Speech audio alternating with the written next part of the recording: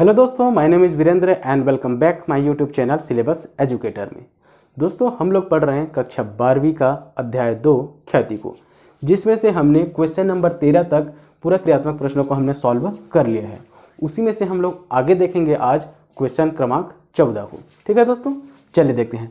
तो आज हम लोग पढ़ेंगे प्रश्न क्रमांक 14, जो कि आपको बोर्ड पर शो हो रहा होगा। आप लोग एक बार देख लीजिए। चलिए, हो गया। अब इसमें हम लोग क्वेश्चन को देखते जाएंगे, आगे यहाँ पर लिखते जाएंगे, फिर आगे हम लोग सॉल्व करेंगे। चलिए, तो क्वेश्चन में दिया है messrs Hemlata and brothers firm का औसत लाभ कितना है? 33,600 था। चलिए, दिया है औसत लाभ।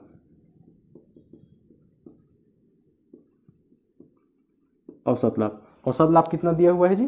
33,600। 33,600 रुपये। उसके बाद आगे पढ़ेंगे। आगे दिया है जिसमें 1600 का असामान्य लाभ भी शामिल है। इसी में कितना दिया है? असामान्य लाभ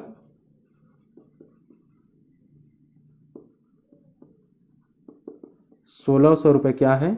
शामिल है। ठीक, चलिए आगे पढ़ेंगे।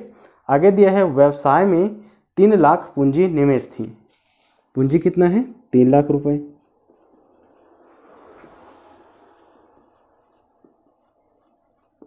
पूंजी है 3 लाख रुपए।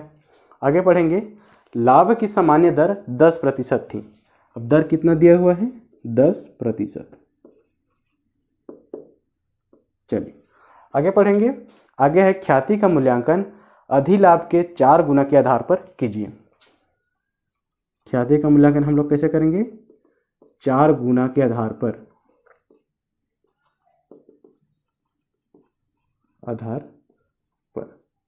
चलिए, तो ये दिया था क्वेश्चन में। अब इसी से हम लोग जो है आगे सॉल्व करेंगे। तो सबसे पहले अधिलाभ से हम लोग निकालते हैं। तो क्या लिखते हैं? औसत लाभ। औसत लाभ को निकालेंगे। औसत लाभ बराबर, देखिए औसत लाभ हमारे पास दिया था कितना? 33,600। लेकिन इसमें क्या बोला है? असामान्य लाभ भी 1600 शामिल था। तो शामिल था तो हम लोग इसको क्या करेंगे? असामान्य लाभ को हम लोग माइनस कर देंगे, हम लोग घटा देंगे। चलिए, 33,600 में हम लोग असामान्य लाभ कितना है? 1600। इसको हम लोग घटा देंगे 1600। ये 1600 क्या है जी? असामान्य लाभ। इसको हम लोग घटा रहे हैं। चलिए घटाएंगे तो हो जाएगा 0 0, 6 में 6 गया तो 0, 3 में से 1 गया तो 2 और ये 3। 32,000 रुपये हमारा क्या निकल गया? औसत लाभ। उसके बाद हमारे पास पूंजी और दर है, तो हम लोग क्या निकालेंगे? दूसरा सामान्य लाभ को।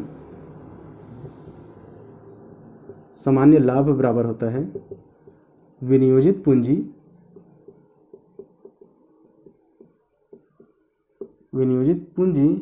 गुणित लाभ की सामान्य दर। लाभ की सामान्य दर बटा हो जाता है 100।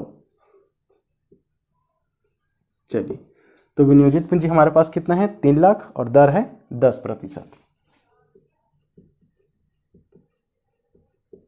दर कितना है? 10% बटा हो जाएगा कितना? 100। आगे सॉल्व कर लेंगे। 1 0 इसमें से कट गया, 1 0 इसमें से, 1 0 इसमें कट गया, 1 0 इसमें से, कितना बचा? 30,000 रुपये। तो सामान्य लाभ हमारा कितना निकल गया? 30,000 रुपये। अब हम लोग आगे क्या निकालेंगे? अधिलाभ। चलिए निकाल लेते हैं। अधिलाभ बराबर औसत लाभ माइनस क्या होता है? सामान्य लाभ। औसत लाभ माइनस हो जाएगा सामान्य लाभ। चलिए, औसत लाभ हमारे पास कितना है? 32,000। माइनस कर देंगे सामान्य लाभ हमारे पास कितना है? 30,000। चलिए, 32,000 में 30,000 अगर हम लोग घटाएंगे कितना जाएगा? 2,000 रुपये। ये क्या निकल गया हमारा? अधिलाभ। अब अधिलाभ आ गया तो हम लोग क्या निकालेंगे? ख्याति। चौथा निकाल देंगे ख्याति। ख्याति बराबर होगा अधिलाभ गुणा क्रय वर्षों की संख्या।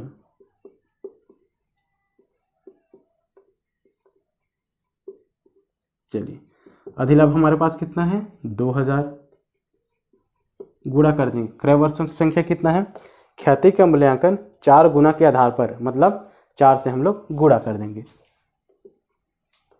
4 दूनी कितना हो जाएगा 8, 8000 रुपये हमारा क्या निकल गया ख्याति, और यही हमारा क्या है जी आंसर है। ठीक, तो ये हमारा बन गया प्रश्न क्रमांक 14। चलिए अब इसी प्रकार हम लोग बनाएंगे प्रश्न क्रमांक 15 को। तो चलिए अब हम लोग बनाएंगे प्रश्न क्रमांक 15 को। तो प्रश्न क्रमांक 15 जो है क्वेश्चन आपको बोर्ड पर शो हो रहा होगा, आप लोग एक बार देख लीजिए। चलिए हो गया। अब क्वेश्चन जैसे जैसे दिया रहेगा उसको पहले यहाँ लिखेंगे, उसके बाद फिर आगे हम लोग सॉल्व करेंगे। तो क्वेश्चन में दिया है एक फर्म के द्वारा वास्तविक औसत लाभ 2,50,000 दर्शाया गया। वास्तविक औसत लाभ दिया है, वास्तविक औसत लाभ कितना है जी, वास्तविक औसत लाभ है 2,50,000 रुपए। आगे पढ़ेंगे, आगे दिया है जिसमें अंतिम स्टॉक के अधिमूल्यन की राशि औसतन 10,000 शामिल है। इसी में क्या शामिल है हमारा, अंतिम स्टॉक का अधिमूल्यांकन।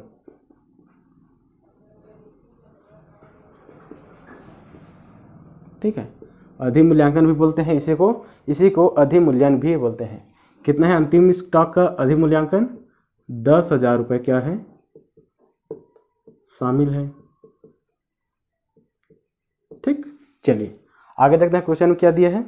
आगे दिया है व्यवसाय की विनियोजित पूंजी 14 लाख है। विनियोजित पूंजी कितना है 14 लाख।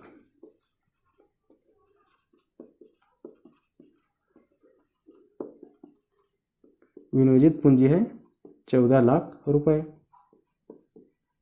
चलिए आगे पढ़ेंगे, आगे दिया है उसी प्रकार के व्यवसाय में विनियोजित पूंजी पर सामान्य प्रत्यय दर कितना दिया है 15%। दर कितना दिया है 15%। ठीक, आगे पढ़ेंगे, आगे दिया है ख्याति का मूल्यांकन अधिलाभ के 4 वर्षों के क्रय के बराबर किया जाता है। ख्याति का मूल्यांकन कैसे करेंगे, अधिलाभ का 4 वर्षों के क्रय के आधार पर।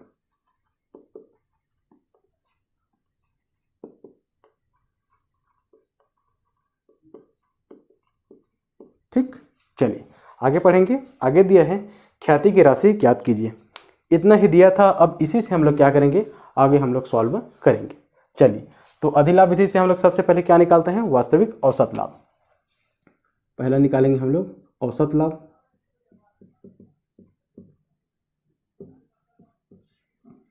ठीक है, अच्छा ये वास्तविक होगा है ना, वास्तविक औसत लाभ निकालेंगे। वास्तविक औसत लाभ देखिए यहाँ पास कितना दिया है 2,50,000, 2,50,000। लेकिन इसमें जो है क्या बोला है, अंतिम स्टॉक का अधिमूल्यांकन 10,000 शामिल है। शामिल है तो हम लोग इसको क्या कर देंगे, माइनस कर देंगे, माइनस कर देंगे 10,000। ये क्या है अंतिम स्टॉक।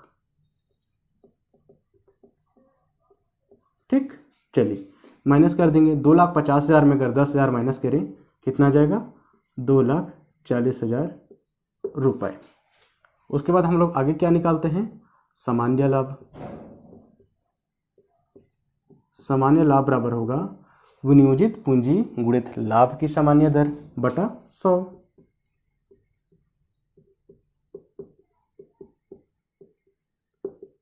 पूंजी गुणित लाभ की सामान्य दर बटा कितना हो जाएगा, बटा हो जाएगा 100 का। चलिए तो हमारे पास विनियोजित पूंजी कितना है 14 लाख और दर कितना है 15%। 14 लाख हमारा विनियोजित पूंजी हो गया, दर कितना है 15%, नीचे हम कर देंगे बटा 100। चलिए आगे सॉल्व कर लेंगे। इसमें से 2 जीरो कट गया, इसमें भी 2 जीरो कट गया। अब 14,000 का हम लोग 15 से गुणा कर देंगे। 15 शून्य शून्य, 15 शून्य शून्य, 15 शून्य शून्य, 15 चौक कितना हो जाएगा 60 की शून्य हासिल में आ गया 6, 15 एक हम 15 और 15 और 6 21, ये कितना आ गया 2,10,000 रुपये हमारा क्या निकल गया सामान्य लाभ। अब हम लोग क्या निकालेंगे जी अधिलाभ। चलिए अधिलाभ बराबर क्या होता है वास्तविक औसत लाभ माइनस सामान्य लाभ। वास्तविक औसत लाभ माइनस सामान्य लाभ।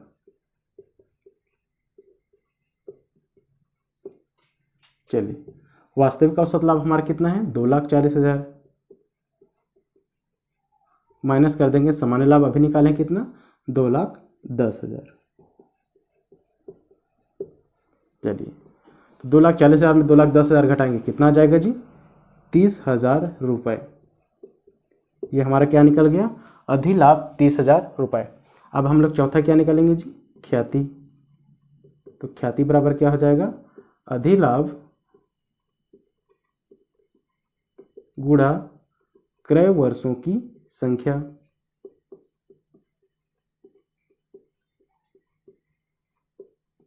चलिए अधिलाभ हमारे पास कितना है 30,000